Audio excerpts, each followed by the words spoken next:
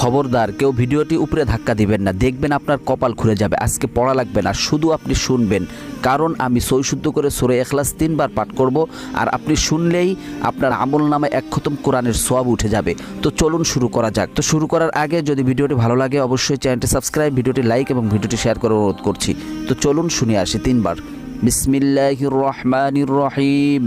قل هو الله أحد الله الصمد لم يلد ولم يولد ولم يكن له كفوا أحد بسم الله الرحمن الرحيم قل هو الله أحد الله الصمد لم يلد ولم يولد ولم يكن له كفوا أحد بسم الله الرحمن الرحيم قل هو الله أحد الله الصمد لم يلد ولم يولد ولم يكن له কুফুয়ান আহাদ। যারা শুনেছেন তাদের আমলনামায় 1 খতম কোরআনের সওয়াব উঠে গিয়েছে।